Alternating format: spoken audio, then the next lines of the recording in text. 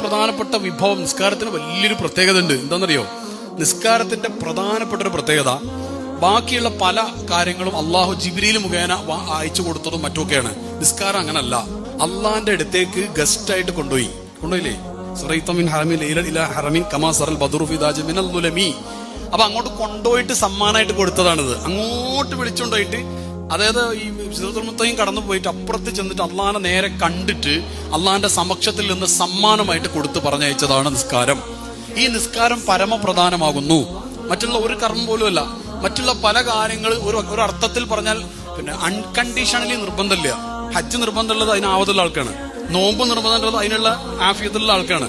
സക്കാത്ത് അതിന്റെ ആൾക്കാർ. അതിന്റെ ഓരോന്നിനും ഓരോ കണ്ടീഷൻസ് ഉണ്ട്. അൺകണ്ടീഷണലി ഒരാൾക്ക് നിർബന്ധമാകുന്ന കാര്യമാണെന്ത്? നിസ്കാരം.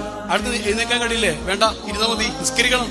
അത് ഇരിക്കാൻ കഴിയില്ലേ? കുഴപ്പമില്ല, കിടന്നാൽ മതി, നിസ്കരിക്കണം. കണ്ണു മാത്രമേ ചലിക്കുന്നുള്ളൂ, കുഴപ്പമില്ല, നിസ്കരിക്കണം. നിസ്കാരത്തിന് ഒരു വിട്ടുവീഴ്ച ഇല്ല. ഭ്രാന്തനോ അല്ലാത്ത ഒരു വിട്ടുവീഴ്ച ആ വിഷയത്തിൽ ഇല്ല എന്ന് മാത്രമല്ല, ഒരാൾ മരണപ്പെട്ട് ചെന്നു കഴിഞ്ഞാൽ അള്ളാഹു ആദ്യം ചോദിക്കുന്ന കാര്യം നിസ്കാരമായിരിക്കും. അത്രമാത്രം ക്വാളിറ്റി ഉള്ള സാധനമാണ് ഈ നിസ്കാരം എന്ന് പറയുന്നത്.